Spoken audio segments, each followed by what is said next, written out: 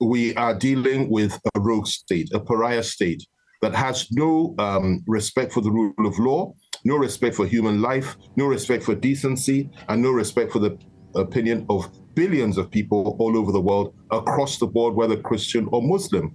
And it's about time that we begin to reconsider the whole issue of whether it is that this type of nation, this rogue state that thrives in slaughtering human beings morning, day, and night, really does have the right to exist. Now, I have always believed that Israel has the right to exist. I've always believed that, but I am beginning to question that belief. And it's my right to question that belief simply because they refuse to abide by international law. They refuse to respect human life.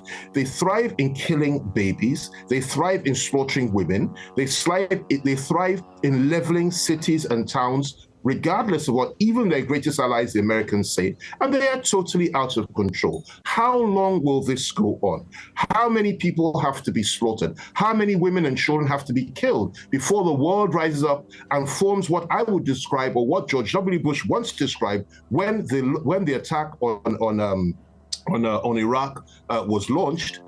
When will we form? The world will form what they describe, what Bush once described as the coalition of the willing to do something about this. Now, I feel that we really do have to start thinking about that, because those that indulge in nothing but violence, like Hitler, and those that came after him, like Netanyahu, only understand one language, and that language is to meet violence with violence. It is time for us to come together as a people, for nations like Turkey, nations like Russia, nations like South Africa, nations like Brazil, like Nigeria, nations like China, all of us to come together and sit down and say, and the Arab states, by the way, to sit down and say enough is enough.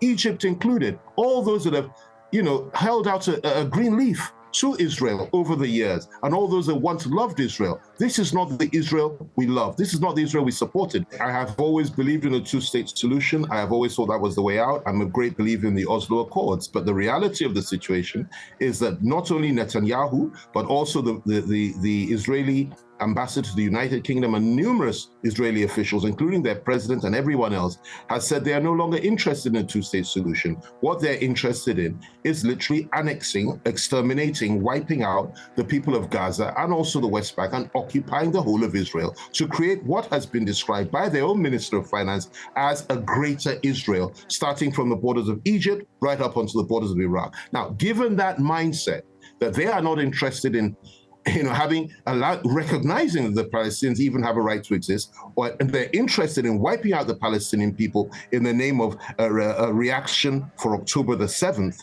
Given that mindset, I really don't think that there's much hope for a two-state solution anymore. They don't want it, and neither would any reasonable person expect them to want it, given their mental disposition. Now, what's the solution? Well, first of all, who's responsible for that? Of course, they're responsible for it. They made that choice. No one must live except for us. Fine. Now, given that that is their position, that is the rest of the world, not just the Arabs, not just the Palestinians, but those that are interested in world peace, those that are interested in equity and fairness, and those that are interested in protecting humanity from mass murder, ethnic cleansing, and slaughter, should also come together, and I say it again, reconsider the whole concept of Israeli existence and determine whether or not it is better for the world for everyone to come together and not eliminate the Israelis, because they always say people want to know, but to create a situation whereby the Jews themselves, that is the Israelis themselves, are subjected to Palestinian rule, and we establish what I would describe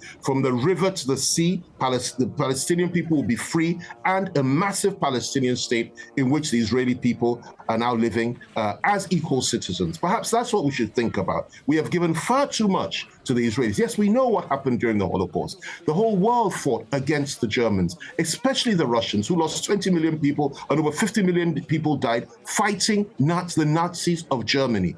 Is it that this day and age, how many years later, we should now sit back and allow the Nazis of Israel to destroy and kill and pillage and occupy the land of innocent people and say and do nothing? I'm not a radical, but I'm somebody that believes in justice and equity. And I think for too long, we've been sitting and waiting and clapping for Israelis to do basically what they like.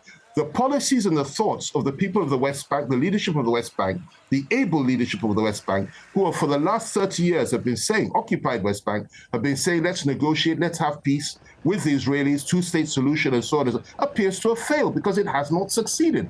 The Palestinians have gained nothing, only more bombs, more killing, more mass murder, and so on and so forth. So it's about time we reviewed this thinking, and it's about time we established a new world order, not the American type of world order, but a world order that is based on justice, fairness, and equity, on the principle of equality of all peoples, not what the Americans seek to impose, which is that they and their allies are above the law and can do anything. Let me just add this, if I may. You know, I follow people like, I don't follow, but I've read people like Ben Shapiro, people like Douglas Murray, and they make